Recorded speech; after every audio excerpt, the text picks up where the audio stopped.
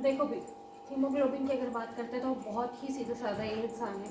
इसके पास हीम है और इसके पास ग्लोबिन है। ठीक है, पहले भी हम इसको थोड़ा बहुत देख चुके हैं, अब थोड़ा सा और डिटेल में देखेंगे इसको। ठीक है, कि जैसे मैंने तुम्हें ये बताया था कि तुम्हारा जो ग्लोबिन होता है ये क्या है, ये प्रोटीन है। ठीक है, अब हम ये प्रोटीन किस टाइप का है, ये कौन सा प्रोटीन है, ग्लोबुलर प्रोटीन है। ठीक है, अब तुम लोग बोलोगे कि ये ग्लोबुलर प्रोटीन क्या होता है। ठीक है, तो सिंपल से तुम लिख लो कि एक होता है फाइब्रस प्रोटीन और एक होता है ग्लोबुलर प्रोटीन। करेक्ट। ठीक है, तो प्रोटीन का मीनिंग तुम लोग को पता है कि प्रोटीन मतलब कि पॉलीपेप्टाइड, एक बहुत लंबी अमाइनो एसिड की जो चेन होती है, ये एसिड अमाइनो एसिड की चेन को हम क्या बोलते हैं, प्रोटीन बोलते हैं। ये जो बॉन्ड दो अमाइनो एसिड को जोड़ता है इसको हम क्या कहते हैं, पेप्टाइड बॉन्ड। ठीक है, तो एक प्रोटीन में बहुत सारे अमाइनो एसिड जोड़ने के लिए बहुत सारे पेप्टाइड बॉन्ड और पॉलीपेप्टाइड हुए, बहुत सारे पेप्टाइड बॉन्ड हुए इसीलिए पॉलीपेप्टाइड हुए, तो इसलिए हम इसको क्या कहते हैं, पॉलीपेप्टाइड कहते हैं। ठीक है, अब ये वाला फाइब्रस क्या है, अब ये फाइब्रस प्रोटीन क्या रहेगा, ये फाइबर जैसा रहेगा, और ग्लोबुलर मतलब कौन सा रहेगा, ग्लोबुलर रहेगा, ग्लोब जैसा। ठीक है, मतलब ग्लोब, गोल। ठीक है, और ये ग्लोबुलर प्रोटीन और ये फाइब्रस प्रोटीन, इसका मतलब स्ट्रक्चर कैसा है, इसका स्ट्रक्चर कैसा है, गोल। ठीक है, नेक्स्ट चले। अब जो है, अगर हम इसमें देखेंगे तो यहाँ पर इसके पास हीम था। ठीक है, तो हीम क्या है, एक आयरन है, आयरन कंटेनिंग कॉम्प्लेक्स है। ठीक है, आयरन कंटेनिंग कॉम्प्लेक्स है, और ये क्या है, पिगमेंटेड होता है। और मैंने ये भी कहा था कि हीमोग्लोबिन की वजह से ही जो ब्लड है वो रेड है। ठीक है, अब हीमोग्लोबिन रेड क्यों है, क्योंकि हीम पोर्शन जो है उसमें एक पिगमेंट है। ठीक है, जैसे एक मान लो तुम्हारा ये आयरन है, अगर हीम का स्ट्रक्चर देखें तो हीम के बीच में आयरन और आजू बाजू में इस तरह से रेड कलर का पिगमेंटेड, इसको हम कहते हैं हीम। ठीक है, तो ये रेड कलर का शेडिंग क्या बता रहा है, पिगमेंटेड एरिया बता रहा है, और बीच में क्या बता रहा है, आयरन। ठीक है, और ये तुम्हारा हो गया क्या, हीम। ठीक है, और ये हुआ हीमोग्लोबिन। ठीक है, अब इस हीमोग्लोबिन के अंदर में ये जो प्रोटीन है, प्रोटीन की 4 चेन होती है, प्रोटीन की 4 चेन होती हैं, मतलब 4 प्रोटीन होते हैं। ठीक है, इनमें से 2 को अल्फा प्रोटीन बोलते हैं और 2 को बीटा प्रोटीन बोलते हैं। ठीक है, अब यहाँ पर एक बात को हमको समझना ज़रूरी है, क्या समझना ज़रूरी है कि वो देख लो। ठीक है, जैसे मैं हूँ, आप हो, ठीक है, आप हो, आप हो, आप हो, आप हो।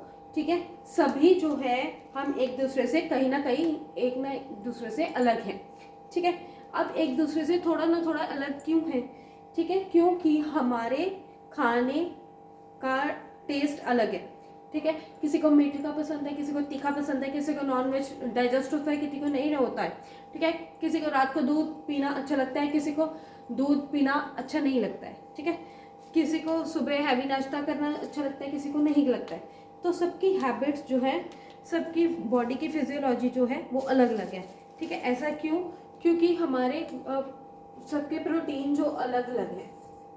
ठीक है, आप बोलोगे 20 तो अमाइनो एसिड्स हैं, अर्थ में इतने सारे लोग हैं, 20 अमाइनो एसिड में कितने प्रोटीन बनाएंगे, तो हर एक प्रोटीन, जैसे कोई प्रोटीन होता है, प्रोटीन जो वो होता है एक दूसरे से अलग होता है, 2 रिस्पेक्ट में हो सकता है, एक तो नंबर ऑफ अमाइनो एसिड में और दूसरा पोजीशन ऑफ अमाइनो एसिड में।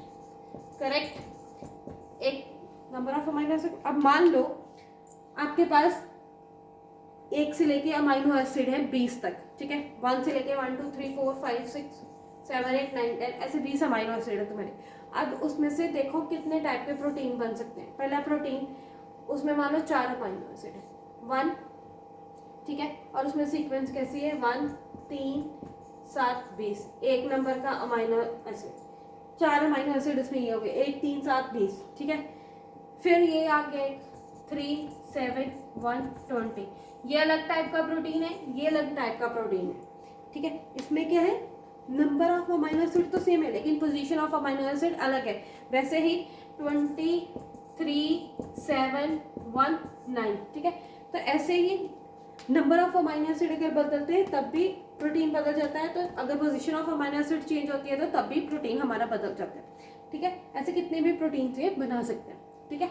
तो इसके ऊपर से मैं ये बताना चाह रही हूँ कि प्रोटीन एक दूसरे से अलग कैसे होते हैं। तो नंबर ऑफ अमाइनो एसिड और position of amino acid difference होता है, ठीक है। अब यहाँ पर पिगमेंटेड एरिया मतलब कलर एरिया, ठीक है, मतलब रेड कलर का एरिया, उसको हम क्या बोलते हैं, पिगमेंटेड एरिया बोलते हैं। अब जैसे देखो 2 अल्फा चैन है और 2 बीटा चैन है, ठीक है।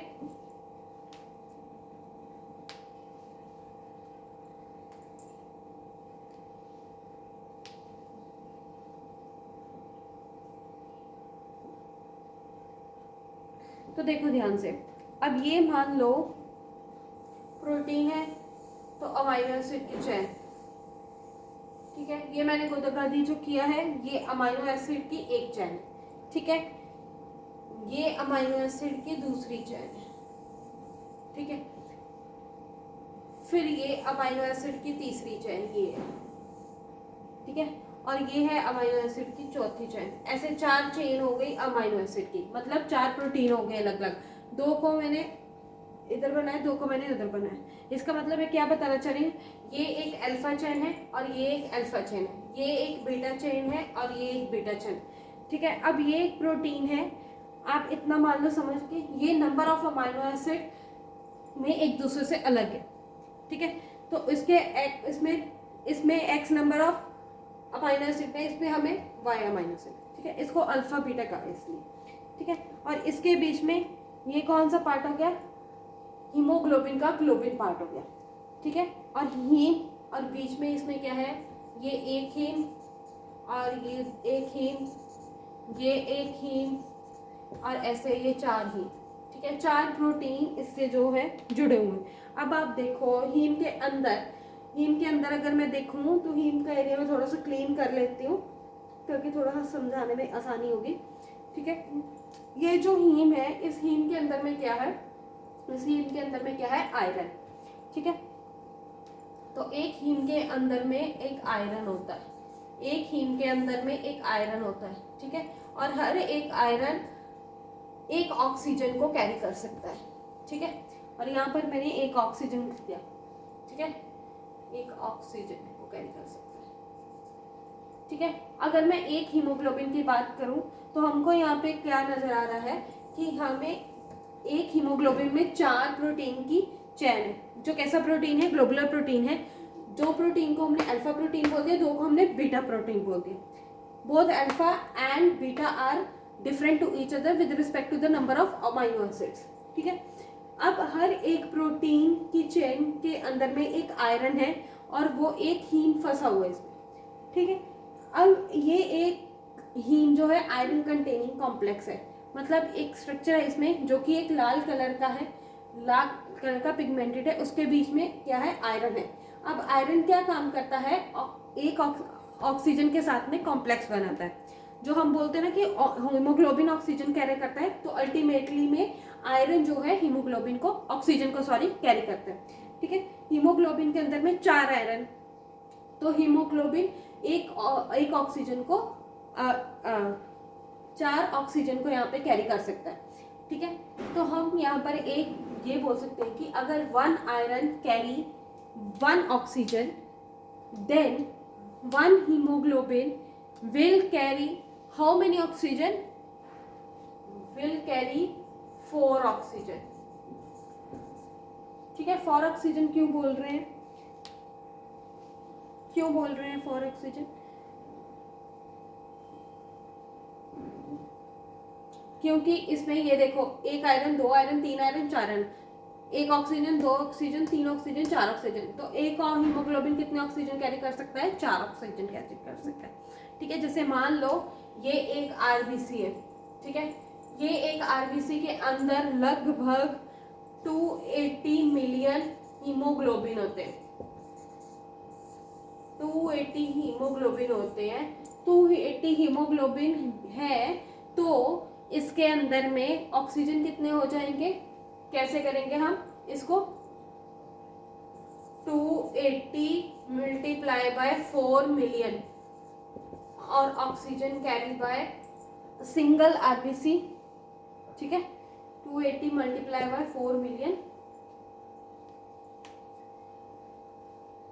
कैरी करेगा, ठीक है।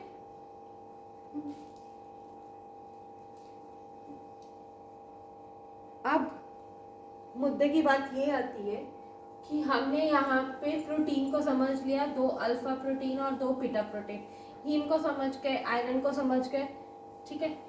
अब कितना ऑक्सीजन इसने कैरी किया वो भी हम समझ गए। अब दूसरी बात एक समझने वाली यहाँ पे ये है कि जैसे मैं बोल रही हूँ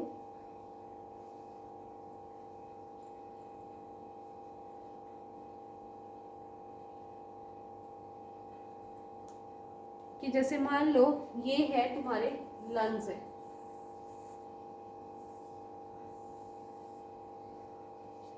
ठीक है, ये तुम्हारे लंग्स है,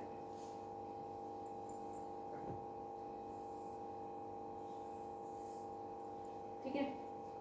अब देखो, अब इस लंग्स के अंदर में ऐसी एक थैलियां होती हैं जिनमें बहुत सारे छेद होते हैं।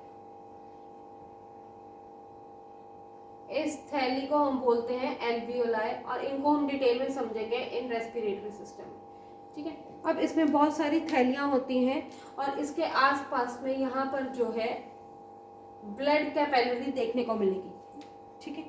ये क्या है, ये क्या था, एल्वियोलाई, और ये क्या है, ब्लड कैपिलरी, ठीक है। जब एयर आती है लंग्स के अंदर तो वो ट्रैवल होते होते आखिरी आती है एल्वियोलाई में, तो एल्वियोलाई में क्या आ गई, एयर आ गई, एयर मतलब कि ऑक्सीजन आ गई, ठीक है। अब ये देखो यहाँ पर ये जो कैपिलरी एरिया हम देख रहे हैं, ठीक है,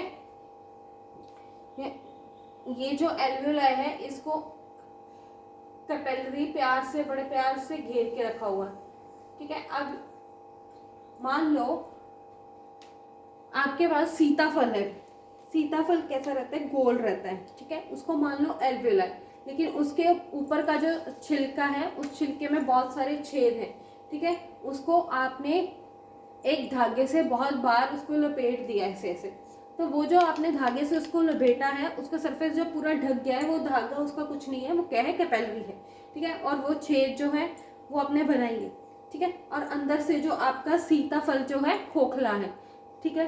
तो एल्वियोलाई तुम्हारा कैसा रहता है, अंदर से खोखला रहता है, ठीक है। अब यहाँ पर ध्यान से तुम देखो, ऑक्सीजन जब आएगा तो ब्लड के अंदर में ये क्या है, हीमोग्लोबिन, ठीक है। अब यहाँ पर मैकेनिज्म कौन सा फॉलो होता है, डिफ्यूजन, ठीक है।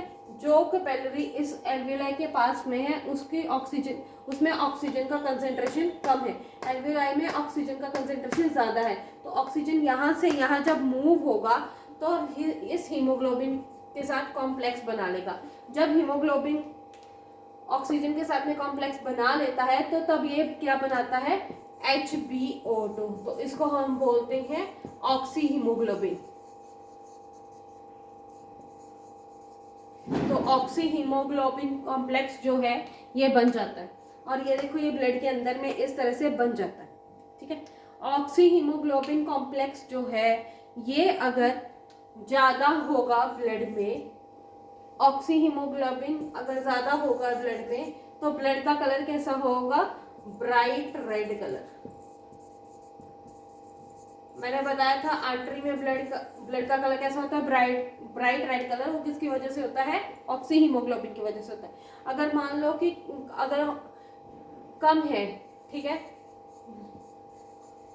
तो ब्लड का colour dark black bluish colour हो जाएगा, ठीक है। फिर ब्लड का कलर डार्क ब्लूइश कलर हो जाता है, ठीक है। आप अपने उंगली पे रात को अगर धागा बांध के सोओगे तो सुबह उठ के देखना, सुबह तुम्हारी जो फिंगर है वो क्या है, ब्लू कलर की हो जाती है। इसलिए वो कैसे क्यों हो जाती है, क्योंकि वो वहाँ पे ऑक्सीजन की मात्रा जो है कम पहुँच पाती है। ठीक है, तो अब क्या होगा, ये जो ब्लड है यहाँ से ऑक्सीजन लोड हो गया, अब ये यहाँ से ये कहाँ जाएगा, ये यहाँ से निकलेगा और ये यहाँ से निकलेगा, और ये ब्लड वेसल मान लो कि बॉडी के टिश्यू के पास ये तुम्हारी पहुँच गई, और ये मान लो ये तुम्हारी कोई टिश्यू है और बीच में इसके क्या है, इंटरस्टिशियल फ्लूइड है, और इसमें ये क्या आ गया, कॉम्प्लेक्स आ गया। ठीक है, अब टिश्यू में पहले से क्या रहेगा, कार्बन डाइऑक्साइड रहेगा।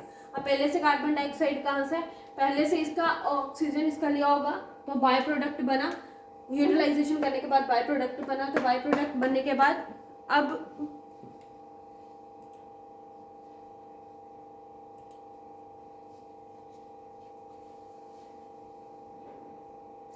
यहाँ से ऑक्सीजन लोड होने के बाद, ठीक है, ये यहाँ से निकल के यहाँ पे टिश्यू के पास पहुँच गया था। ठीक है, और ये यहाँ पे क्या है, इंटरस्टिशियल फ्लूइड है इसके पास। ठीक है, यहाँ पे इंटरस्टिशियल फ्लूइड है, और ये क्या आ गया, हीमोग्लोबिन ऑक्सीजन कॉम्प्लेक्स आ गया।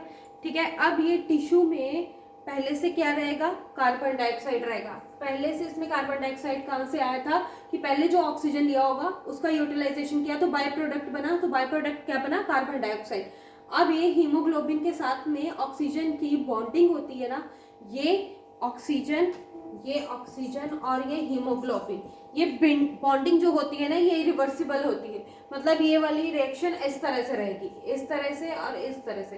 ठीक है, हीमोग्लोबिन और ऑक्सीजन सेपरेट है, अब वो कॉम्प्लेक्स बना लिए, तो कॉम्प्लेक्स बनाने के बाद वो एक दूसरे से रिवर्ट भी हो सकते हैं। ये इस तरह से रिएक्शन रहेगी, हीमोग्लोबिन प्लस ऑक्सीजन। जब तक ये प्रोडक्ट टूटेगा नहीं तब तक ये एक सेल में जाएगा नहीं। ठीक है, और ये कार्बन डाइऑक्साइड ब्लड में आ जाएगा। ठीक है, तो ब्लड में प्लाज्मा जो है कार्बन डाइऑक्साइड और प्लाज्मा को कैरी करता है, और थोड़ा सा हीमोग्लोबिन को भी कैरी करता है, वो हम देखेंगे बाद में। कि मैं क्या बताना चाह रही है कि ये जो रिएक्शन है रिवर्सिबल रिएक्शन है। ठीक है, इतना जो बताया है ये मोटो इसलिए था। ठीक है, मतलब ऑक्सी हीमोग्लोबिन बनने का प्रोसेस है, it is a reversible process. Complex बनता भी है और कॉम्प्लेक्स टूटता भी है, और ये बहुत ज़्यादा ज़रूरी भी है। अब यहाँ पर आकर इस हीमोग्लोबिन ने ऑक्सीजन को क्यों रिलीज कर दिया, ऐसा क्या कर दिया वहाँ पर जाके कि ऐसा हीमोग्लोबिन ने क्या किया कि ऑक्सीजन का ब्रेकअप क्यों हो गया हीमोग्लोबिन के साथ। तो सीधी सी बात है, जब लड़की को आईफोन चाहिए था तब उसने ब्रेकअप कर लिया, जब आईफोन मिल गया तो उसने पैचअप कर लिया। ठीक है, तो यहाँ पर जो है हीमोग्लोबिन के साथ में ऑक्सीजन था, ठीक है, वो ब्रेक डाउन होके ऑक्सीजन सेल के पास आ गया। तो यहाँ पर कोई ना कोई फैक्टर ऐसा रहा होगा जिसने इस कॉम्प्लेक्स को टूटने पे मजबूर कर दिया, और वो कंडीशन कौन सी है, वो कंडीशन है हाइपोक्सिया। वो कंडीशन कौन सी है, हाइपोक्सिया। ये वाली टिश्यू में ऑक्सीजन का लेवल कम था, इसलिए उसको ऑक्सीजन की रिक्वायरमेंट थी। अब ये सेल बेचारी हीमोग्लोबिन को बताएगी कैसे मुझे एक ऑक्सीजन को चाहिए। ठीक है, खाना खाते हैं जैसे उसको बोलते सब्जी दे, तो हम तो बोल सकते हैं, लेकिन ऐसा ये नहीं बोल सकते। ठीक है, तो ये कैसे बताएगा उसको,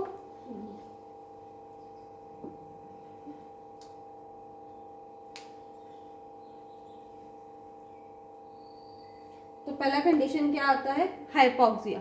इसमें ऑक्सीजन का लेवल कम था, तो हाइपोक्सिया का ये लेवल सेंस करता है, तो इसको पता चलता है कि मेरे आसपास के इन्वायरमेंट में ऑक्सीजन की कमी है, तो वहाँ पे वो ऑक्सीजन को रिलीज कर देता है। दूसरा फैक्टर, ये तो पहला फैक्टर था हाइपोक्सिया, ठीक है, जो रिस्पॉन्सिबल है ऑक्सी हीमोग्लोबिन को टूटने में।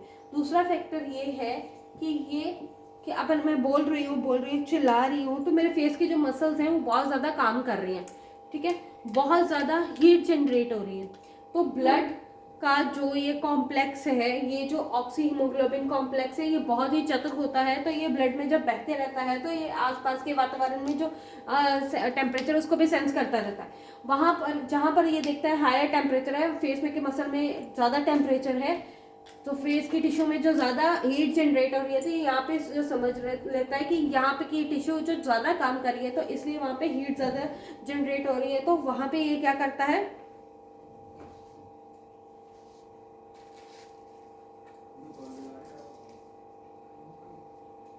जब भी टिश्यू काम कर रही है या सेल्स काम कर रही है, तो सेल्स काम कर रही हैं तो उसको एनर्जी चाहिए। तो एनर्जी कैसे मिलेगी, after the metabolic reactions, after the metabolic reactions. और मेटाबॉलिक रिएक्शंस जब भी होंगी, बाय प्रोडक्ट में एनर्जी जनरेट होती है, हीट जनरेट होती है, और हीट जो है वो सेल को गर्म करती है। सेल को गर्म करी है मतलब टिश्यू को गर्म करी है, टिश्यू को गर्म करी है मतलब मसल्स को गर्म करी है। और ये ऑक्सी हीमोग्लोबिन जो है आसपास के टेम्परेचर को सेंस करता है।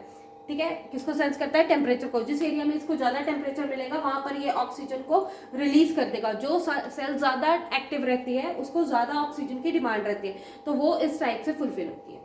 वो किस टाइप से फुलफिल होती है, with the type of the temperature. ज्यादा एक्टिव सेल ज्यादा हीट, ज्यादा एक्टिव सेल ज्यादा हीट, ज्यादा हीट तो ज्यादा ऑक्सीजन की डिमांड, ज्यादा ऑक्सीजन की डिमांड तो ऑक्सीजन का वहीं पे ज्यादा ब्रेक डाउन होगा। करेक्ट। अब इसी का उल्टा केस ले लो, अब इसी का उल्टा केस ले लो, मतलब उल्टा केस ले लो मतलब कैसा ले लो, मतलब यहाँ पर मैंने तुम्हें बुलाया हाइपॉक्सिया और oxy haemoglobin complex break down हुआ, और टेम्परेचर की वजह से हीमोग्लोबिन जो है ब्रेक डाउन होगा। अब वहीं पर यहाँ पर लंग्स पे वापस आ जाओ, तो यहाँ पर ये कॉम्प्लेक्स बन क्यों रहा है, मुद्दे की बात ये है यहाँ पे क्यों नहीं टूट रहा है। ठीक है, यहाँ पे क्यों नहीं टूट रहा है, क्योंकि लंग्स की जो एल्वियोलाई होती है यहाँ पर लो टेम्परेचर होता है। ठीक है, लो टेम्परेचर होता है, और लो टेम्परेचर जो है it favours oxy haemoglobin, oxy haemoglobin formation. ये कॉम्प्लेक्स बनने में मदद कौन करता है, लो टेम्परेचर। जहां पर भी मतलब लो टेम्परेचर होगा वहां पर कौन मदद कर रहा है, ऑक्सीजन बनने में कॉम्प्लेक्स बनने में मदद करेगा। हायर टेम्परेचर में ये तोड़ेगा उसको। मतलब ये कहानी तुम्हें समझ आ गई होगी। ठीक है,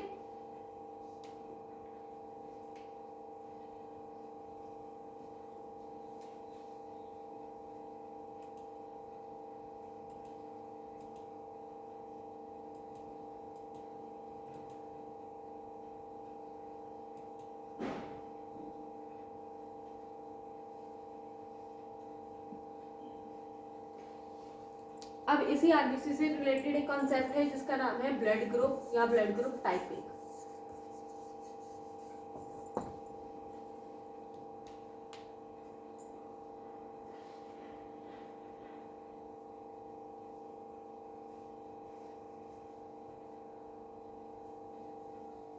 कोई तुम्हें वाइवा में पूछ ले कि तुम्हारे कैपिलरी का कलर रेड क्यों है और वेन का कलर ब्लू क्यों है, तुम क्या लिख पाओगे उसमें।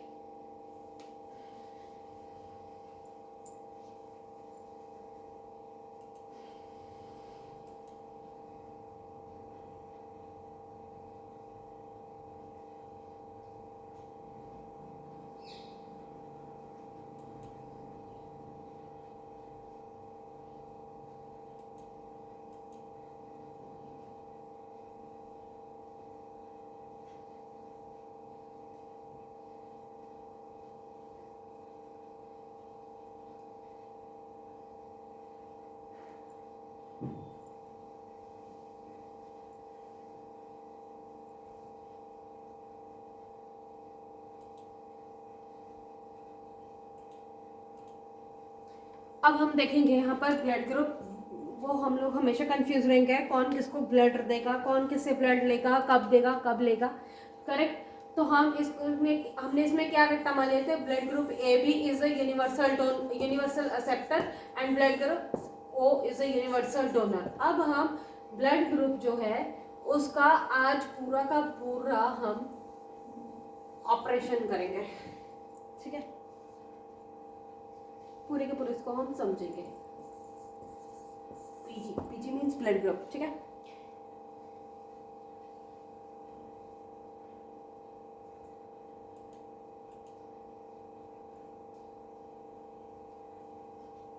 तो ब्लड ग्रुप समझने के लिए तुम्हें एक चीज समझनी होगी, एक चीज समझने जाओगे तो तुम वो सब कुछ समझ जाओगे, वो बड़े ध्यान से सुनना।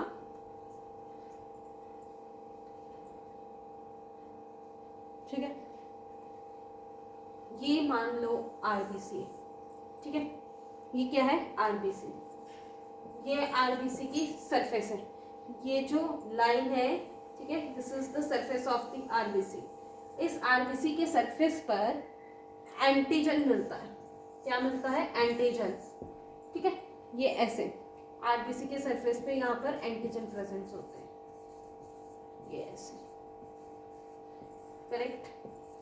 कहाँ मिलता है ये, आरबीसी के सरफेस पर, ठीक है। अब ये जो एंटीजन आरबीसी के सरफेस पर प्रेजेंट रहते हैं, ये है क्या, ये असल में हम बोल सकते हैं it is a combination of glyco, मतलब कि carbohydrate protein, glycoprotein plus glycolipid का कॉम्बिनेशन, ठीक है। ये जो एंटीजन मिल रहा है ग्लाइकोप्रोटीन और ग्लाइकोलिपिड का कॉम्बिनेशन है। ग्लाइकोलिपिड कैसा मॉलिक्यूल रहेगा, ये एक ऐसा मॉलिक्यूल है जिसमें ग्लाइको मतलब कार्बोहाइड्रेट को मान लो, ठीक है, ठीक है। अगर इन दोनों को जोड़ दोगे तो दैट इज योर ग्लाइकोप्रोटीन, ठीक है। तो ब्लैक कलर में लिपिड हो गया तुम्हारा और ब्लू कलर में ग्लाइको हो गया, तो ये क्या हो गया, ग्लाइकोलिपिड, ठीक है। तो ये एंटीजन क्या है, ग्लाइकोप्रोटीन और ग्लाइकोलिपिड का कॉम्बिनेशन, ठीक है। और इसको एक और नाम से जानते हैं, it is also called as, इसका एक और नाम क्या है, एग्लूटिनोजेंस,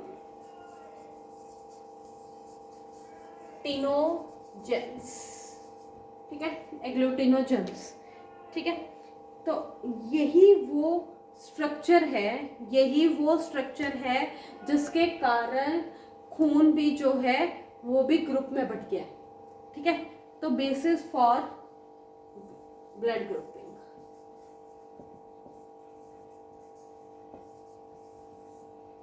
ठीक है।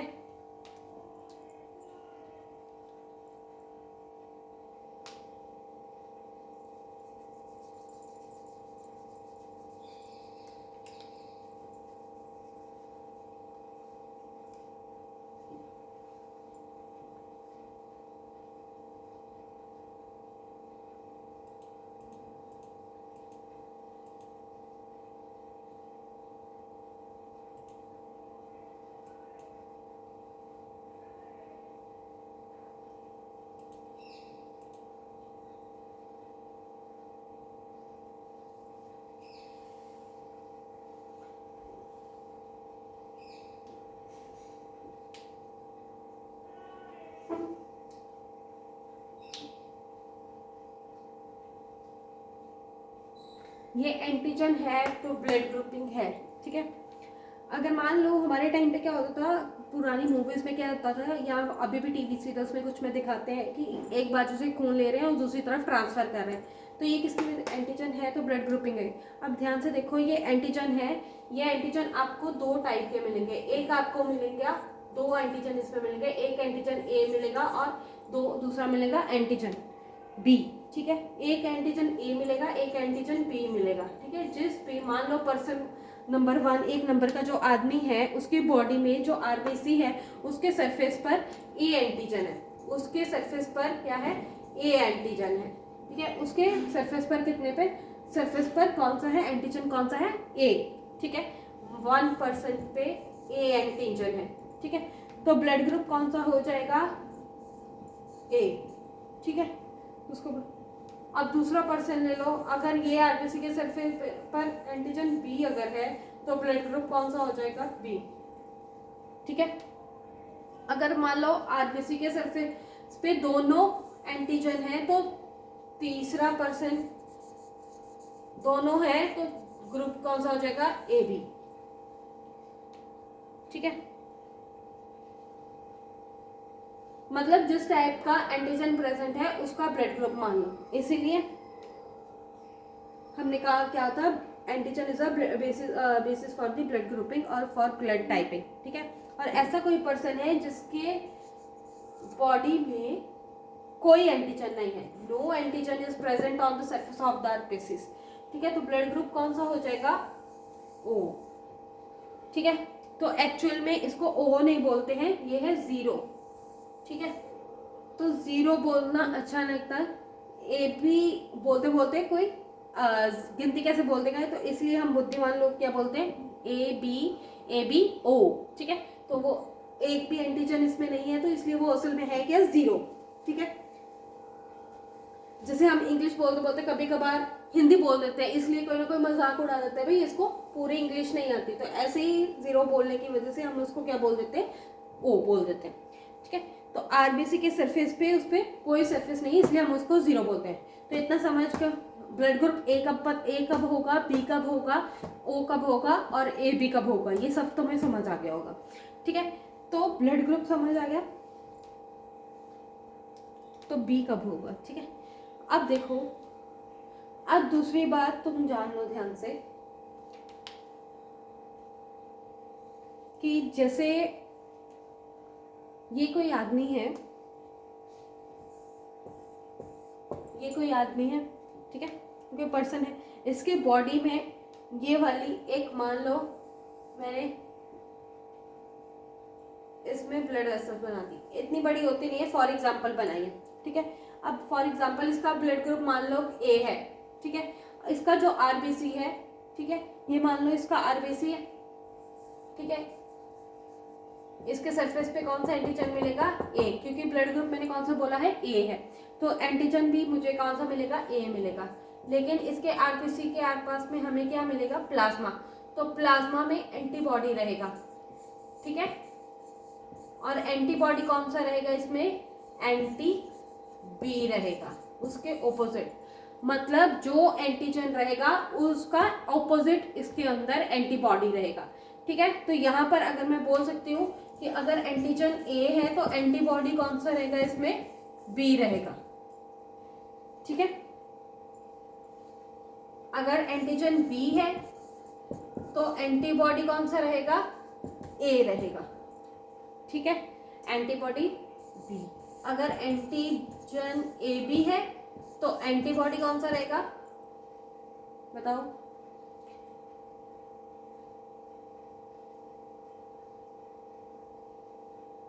तो कोई भी एंटीबॉडी नहीं होगा, जीरो, ठीक है। अब इसमें कोई, अब यहाँ पे एंटीजन कौन सा है, ओ है, तो इस पे कोई भी एंटीजन नहीं है, तो इसको हम बोलेंगे, इसका एंटीबॉडी कौन सा रहेगा, एंटी ए और बी दोनों रहेंगे, ठीक है। ये कॉम्बिनेशन तुम्हें याद रखना है ब्लड ग्रुपिंग में, ये ए कहाँ से आया, जिस टाइप का एंटीजन है और उसका अपोजिट कौन सा होगा, एंटीबॉडी, ठीक है। इसके प्लाज्मा में एंटीबॉडी बी रहेगा, ऐसे ही एंटीजन अगर बी है तो उसके प्लाज्मा में एंटीबॉडी कौन सा है, ए। अब फॉर एग्जांपल मान लो जो हीरो ब्लड ग्रुप देने आता है उसका ब्लड ग्रुप ए है, ठीक है, तो उसका जीजा मान लो जिसको डायरेक्टली ब्लड चढ़ाया जा रहा है तो उसका ब्लड ग्रुप क्या है, बी है, ठीक है। अगर ब्लड ग्रुप बी है, ठीक है,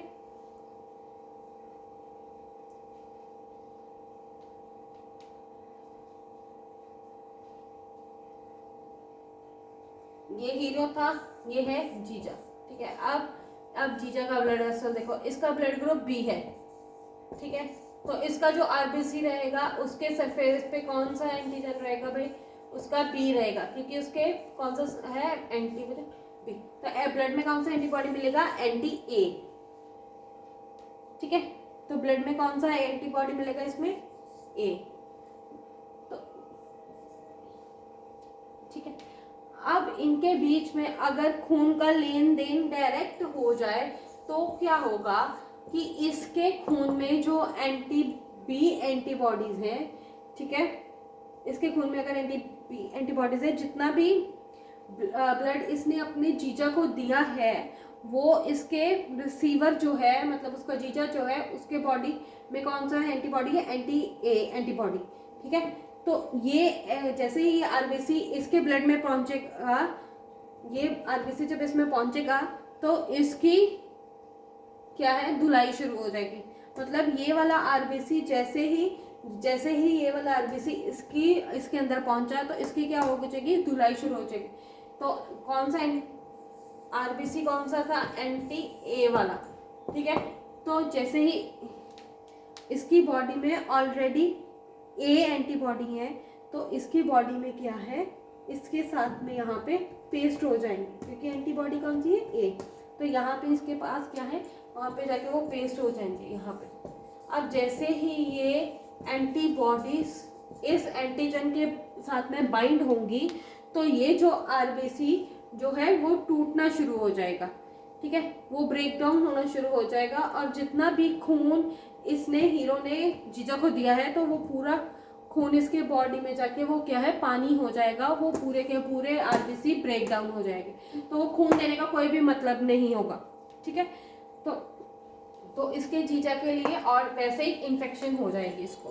वैसे ही आरबीसी जो टूटा है ये छोटे छोटे टुकड़ों में बदल गया और वो टुकड़े जो है खून में बहने लगते हैं और छोटी छोटी ब्लड वेसल में जाके चोक करेंगे, उसको बंद करेंगे और उसको खास करके जाके हमारे कॉरोनरी आर्टरीज में, दिल की आर्टरी के जाके वहाँ पे ब्लॉकेज कर देंगे। अगर वहाँ पर जाकर ये ब्लॉक कर देंगे तो हार्ट की वॉल को ब्लड नहीं मिलेगा, तो ब्लड नहीं मिलेगा, ठीक है, तो जान खतरे में है। जीजा की जान बचाने गया था हीरो तो वो तो उसकी वाट लग गई, ठीक है।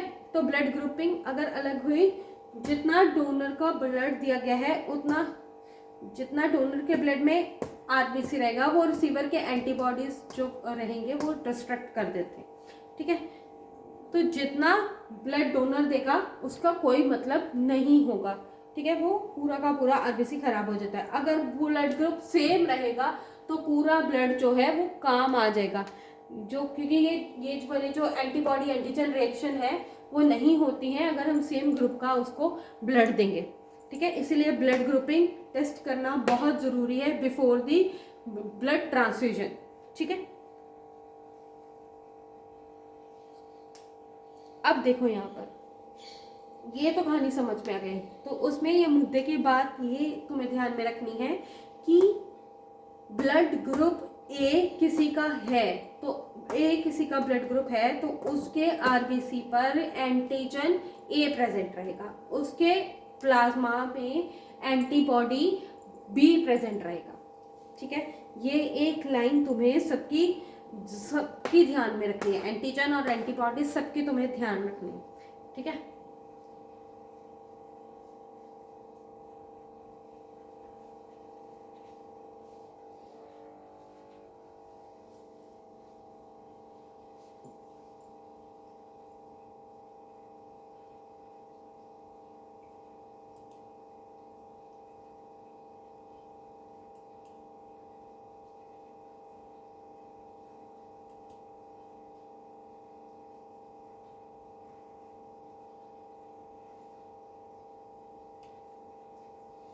ये ब्लड ग्रुपिंग का समझ आ गया। अब मैं ब्लड ट्रांसफ्यूजन का प्रोसेस समझाती हूँ। अगर ये ब्लड ग्रुप तुम्हें समझ में आ गया तो ब्लड ट्रांसफ्यूजन भी तुम्हें अच्छे से समझ आ जाएगा।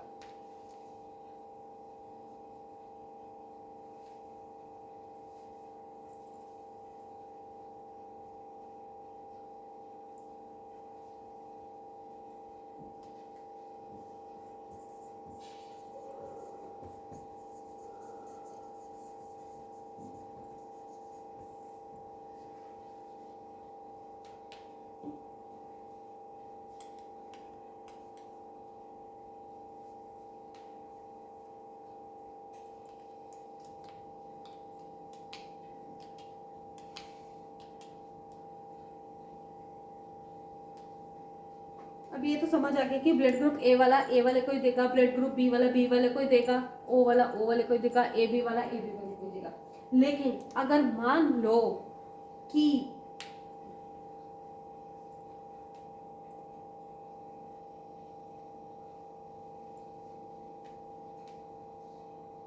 अब मान लो कि ए ब्लड ग्रुप ए चाहिए और पेशेंट है ब्लड ग्रुप बी वाला, तो वो क्या खून सकते थे?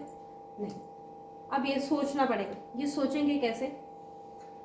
यहाँ पर तुम ब्लड ट्रांसफ्यूजन देखो ध्यान से।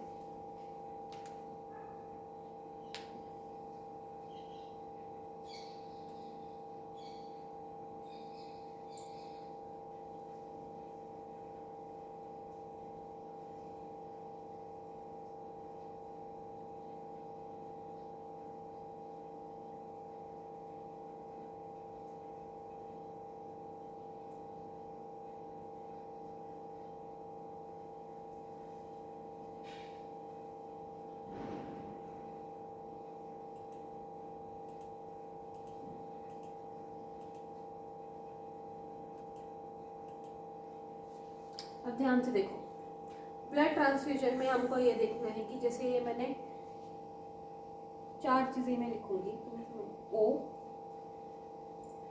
ए बी और ए बी, इतने में बात खत्म। इतने में समझ जाओगे तुम लोग, ध्यान से देखना। ओ ए, अब यहां से एरो खींच दो, ओ से ए की तरफ, ए से ए बी की तरफ भी चला दो, बी से भी ए बी की तरफ चला। ये है ब्लड ट्रांसफ्यूजन। ठीक है, अब देखो इसका क्या मीनिंग है। पहली बात तो ये जान लो कि ब्लड ग्रुप ओ जो है इसके पास कौन से एंटीजन है? ब्लड ग्रुप ओ के पास कौन से एंटीजन है?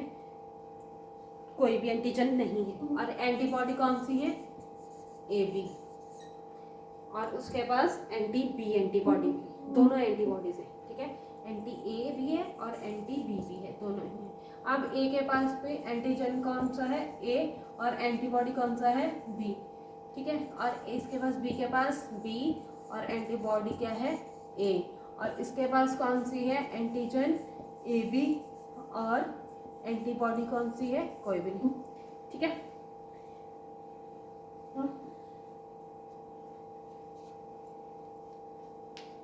ठीक है। अब ब्लड ग्रुप ओ जो देखो, सबसे पहली बात इसके सिर पे क्या है? ताज पहना है।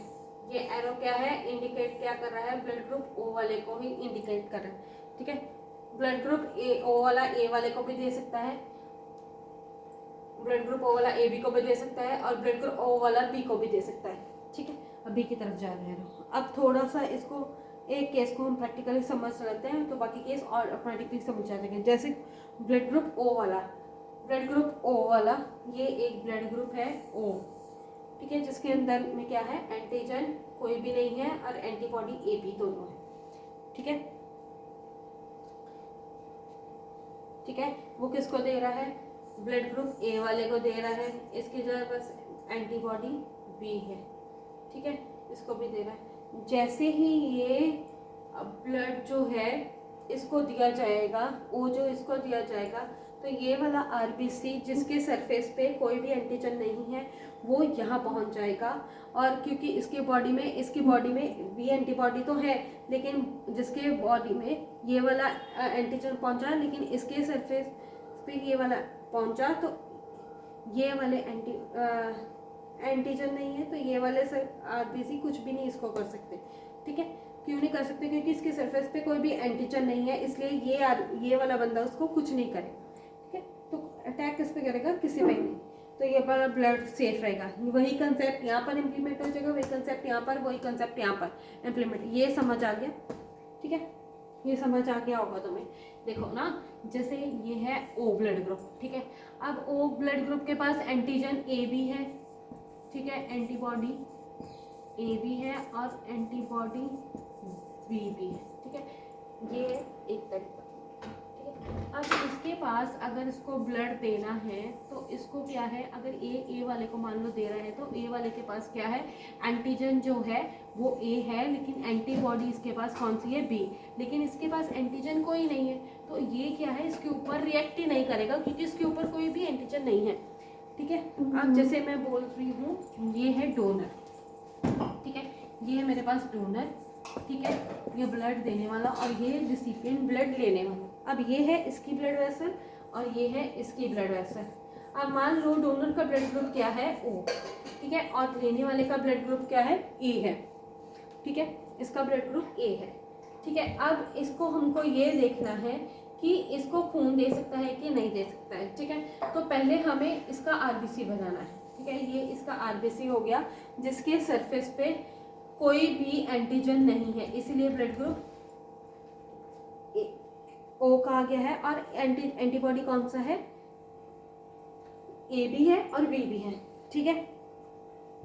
और इसके पास आरबीसी कौन सी, आरबीसी के सरफेस पे कौन से एंटीजन है, ए है, और एंटीबॉडी कौन सी है, इसके पास बी है, ठीक है, एंटीबॉडी ए और एंटीजन ए, ठीक है। और इसकी ब्लड में क्या मिलेगा, बी एंटीबॉडी मिलेगा, ठीक है। यहाँ तक क्लियर हो गया। अब इसने इसको खून दिया तो इसका जो आरबीसी है वो पहुंच जाएगा इसके ब्लड में, ठीक है, इसके ब्लड में पहुंच गया, ये आरबीसी पहुंच गया इसके ब्लड में, ठीक है। तो ये वाला आरबीसी इसके ब्लड में पहुंच गया, तो ये क्या होगा, एंटीबॉडी ये जो है ये इस नए वाले आरबीसी पे अटैक करता है जनरली, ठीक है। लेकिन जब ये इसके ऊपर अटैक करने गया तो इसने देखा, जो फॉरेन आरबीसी इसके ऊपर अटैक करने गया बी वाला, तो उसको बाइंड होने के लिए एंटीजन ही नहीं है, क्योंकि इसके आरबीसी पे ऊपर कोई एंटीजन ही नहीं है, तो इसके ऊपर ये अटैक ही नहीं कर पाया।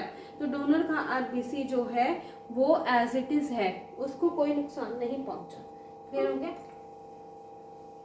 क्योंकि उसके एंटीबॉडी भी जो है वो एंटीजन उसके ऊपर अटैक करना जा रहा है, लेकिन आरबीसी के उसके ऊपर क्या है, उसके ऊपर वो ही नहीं है।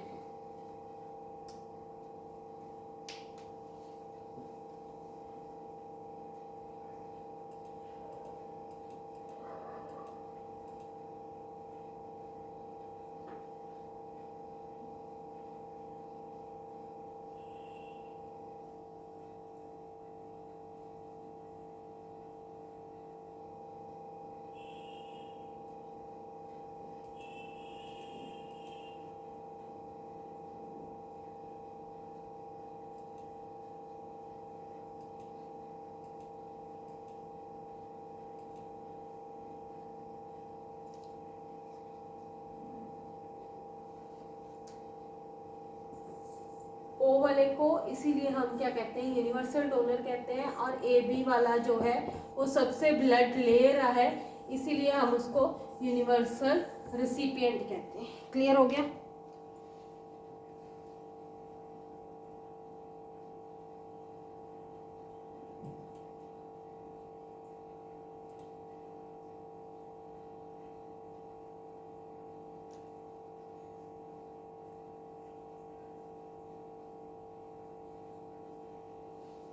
अब यहाँ पर देखो एक चीज और, कि जब ये डोनर जो है ब्लड दे रहा है तो ऑब्वियस ही बात है कि डोनर के एंटीबॉडीज जो है वो भी अटैक करेंगे रेसिपिएंट के आरबीसी पर। लेकिन खून जो चढ़ाया जाता है वो 2-4 लीटर नहीं चढ़ाया जाता है, 100 ml, ठीक है, या फिर 200 ml चढ़ाया जाता है। वो 100 लीटर ब्लड में, 100 ml ब्लड में जितने,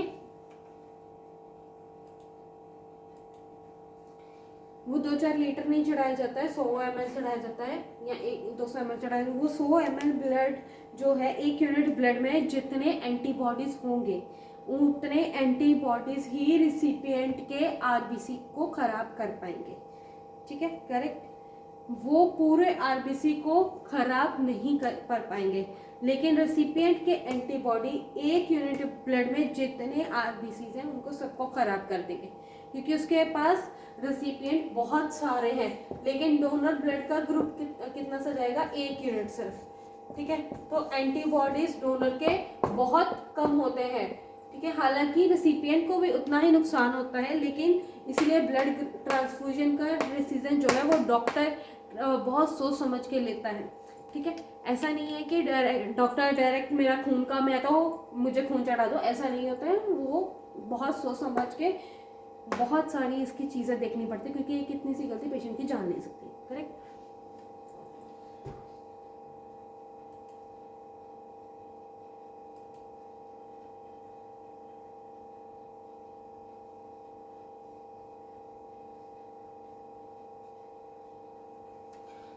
अब एक टॉपिक इसमें बच गया है तुम्हारा RH ग्रुप है। ठीक है, या रेसस सिस्टम बोलते हैं।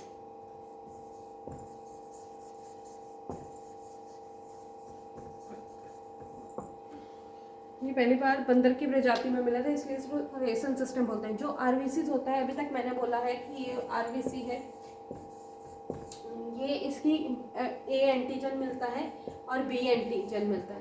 ठीक है, किसी में ए मिलता है, किसी में दोनों मिलता है, किसी में बी मिलता है, किसी में एक और एंटीजन मिलता है, एक नाम है उसका डी। ठीक है, एक और एंटीजन मिलता है जिसका नाम क्या है, डी। ठीक है, अब जिस डी एंटीजन, ये जो डी एंटीजन है, एंटीजन डी, अब ये किसी भी आरबीसी के अंदर एंटी डी प्रेजेंट हो जाए, किसी की आरबीसी पे ये प्रेजेंट हो सकता है, या किसी पे ये है एब्सेंट हो सकता है। अगर आरबीसी के सरफेस पर एंटी डी प्रेजेंट है तो उसको हम क्या कहते हैं, RH पॉजिटिव। अगर एंटी डी एब्सेंट है तो उसको हम क्या कहते हैं, RH नेगेटिव। ठीक है, तो मान लो अगर ऐसा केस है कि यहाँ पर मान लो अगर ऐसा केस है, फॉर एग्जाम्पल ये देखो, ये आरबीसी है, इसके सरफेस पे मान लो एंटीजन ए प्रेजेंट है। ठीक है, और मान लो डी एंटीजन भी प्रेजेंट है, तो ब्लड ग्रुप कौन सा हो जाएगा, ARH पॉजिटिव। ठीक है, और वहीं पर दूसरा केस अगर ले लो, अगर एंटीजन ए प्रेजेंट है तो डी एब्सेंट है, तो क्या हो जाएगा, ARH नेगेटिव। क्लियर हो गया। वैसा ही दूसरा कैसे, एक को बी के लिए मान लो यहाँ पर एंटी बी प्रेजेंट है। ठीक है, तो एंटीजन बी रहेगा और एंटीजन डी एंटीजन डी भी प्रेजेंट है, तो यहाँ पे क्या आ जाएगा, RH बी पॉजिटिव। ऐसा ही BRH पॉजिटिव बोलते हैं, बी पॉजिटिव नहीं बोलते, ऐसा होता है बेसिकली, साइंटिफिकली हम इसको ऐसे ही बोलते हैं, BRH पॉजिटिव, BRH नेगेटिव। ठीक है, क्लियर हो गया।